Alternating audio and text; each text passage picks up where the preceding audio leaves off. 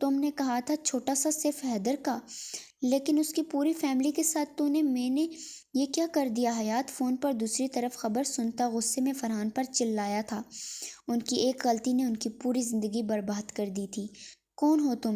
جعفر نے سامنے اس 9 سالہ بچے کو دیکھتے ہوئے کہا تھا۔ میں داریان حیدر خان ہوں، مجھے اپنے بابا کے پاس جانا ہے۔ میں کہاں ہوں؟ داریان نے ڈرتے ہوئے کہا۔ اسے سامنے بیٹھے شخص سے خوف آ رہا تھا۔ تمہارے ماں باپ مر گئے ہیں، کیا تمہیں یاد نہیں؟ تم لوگوں کے ساتھ کیا ہوا تھا؟ تمہیں وہاں سے میرے ایک آدمی نے ہسپتال پہنچایا تو تم بچ گئے ہو۔ اب تمہاری زندگی ہماری ہے، تو آج سے تم ہمارا کام کرو گے۔ جعفر نے مسکراتے ہوئے سخت لہجے میں کہا تھا۔ نہیں، تم جھوٹ بول رہے ہو، میرے بابا والے زندہ ہیں، ہم لوگ گھومنے جا رہے تھے۔ میں یہاں نہیں رہوں گا، بھاگ جاؤں گا۔ داریان کو غصہ آیا تھا اس سامنے بیٹھے شخص پر۔ ابھی کمزور بچہ ہے، اسے مضبوط بناؤ، پھر بات کریں گے بچے۔ جعفر بولتا اسے اندر لے جانے کا حکم دیا تھا۔ داریان ایک گینگ کے ہاتھوں لگ چکا تھا۔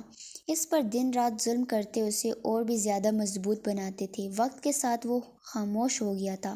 اس کا غصہ بہت تیز تھا، وہ بہت کم اپنا غصہ ظاہر کرتا تھا۔ جعفر نے اس کے بارے میں بہت کچھ پتہ لگوایا تھا۔ اسے جب معلوم ہوا اس کے ماں باپ کا قتل ہوا ہے تو اس نے اس بات کا فائدہ اٹھاتے ہوئے داریان کو بہت کچھ سمجھایا، اسے اپنے بدلے کے لیے تیار کیا۔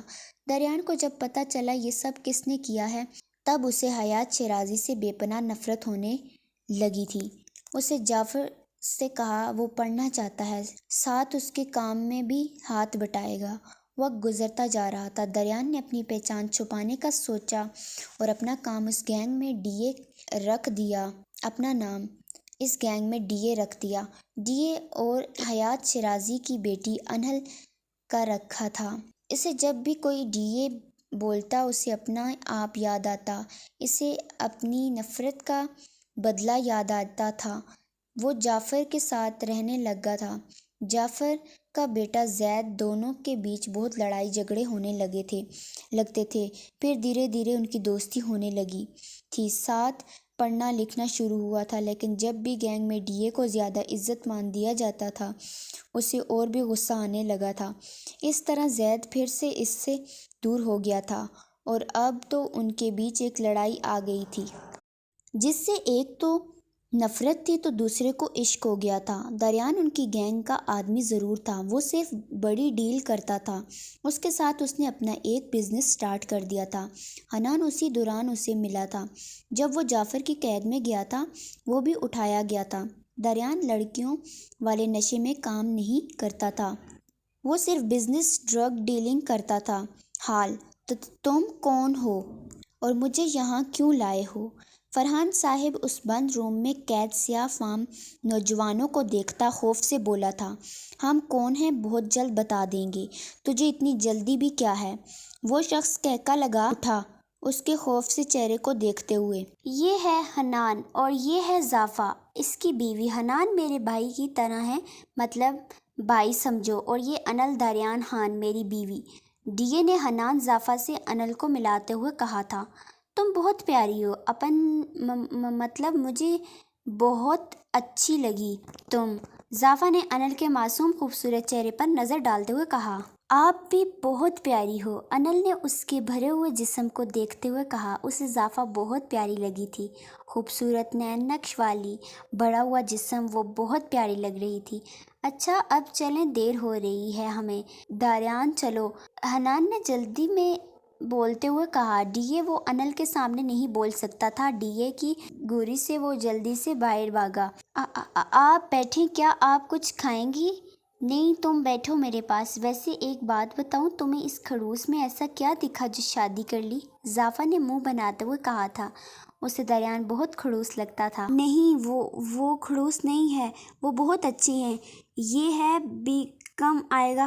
انل نے مسکراتے ہوئے کہا۔ اسے داریان کو کھڑوس کہنا اچھا نہیں لگا تھا۔ یہ دعا کرو جلدی آ جائے، بہت تنگ کر رہا ہے۔ اس نے اور اس کے باپ نے بھی۔ ظافر نے مسکراتے ہوئے منہ بنا کر کہا، ہاں ہاں یہ تو ابھی آیا ہی نہیں، آپ نے ایسا کیوں کہا؟ ظافر کی بات پر انل نے کہکا لگایا۔ ظافر نے اس کی معصوم چہرے پر خوبصورت ہنسی دیکھتے ہوئے دل میں ماشاءاللہ کہا تھا، وہ واقعی ہی بہت پیاری تھی۔ آپ لوگ اب یہاں رہیں گے نا؟ ہم روز بات کریں گے، اوکے دوست؟ انل نے مسکراتے ہوئے دوستی کے لیے ہاتھ بڑھایا۔ اسے ظافر بہت اچھی لگی تھی۔ ہمیں کہاں جانا ہے؟ اب تمہارے ساتھ ہی رہیں گے پیاری ڈال بابا۔ ظافر کو اس کی معصومیت پر بہت پیار آیا تھا۔ آپ بیٹھیں، ہم نماز پڑھ کر آتے ہیں۔ ایک بات بتائیں آپ کو، ہم نماز قرآن پڑھانا دریان سکھا رہے ہیں، ہمیں اتنا نہیں آتا تھا۔ اب بہت سکون ملتا ہے، بہت کچھ سیکھ گئے ہیں دریان کے ساتھ رہ کر، اس لیے تو ہمیں اس سے عشق ہے۔ وہ بہت اچھے ہیں، کاش وہ بھی تم سے اتنی محبت کرے جتنی تم کرتی ہو معصوم لڑکی۔ ظافر نے اسے جاتے ہوئے دیکھتے ہوئے کہا تھا، دریان ہمیں بابا سے بات کرنی ہے، بہت دن ہو گئے ہیں، ہمیں ان سے ملنا ہے پلیز۔ انل نے نم آنکھوں سے کہا تھا، نہیں کروا سکتا، اب جاؤ یہاں سے۔ دریان سرد لہجے میں کہتا لیپ ٹاپ میں جھک کر کام کرنے لگا۔ پلیز آپ ایسے کیوں کر رہے ہیں؟ انل کی آنکھوں سے آنسو نکلے تھے۔ اس کی بے رخی سے بات کرنے پر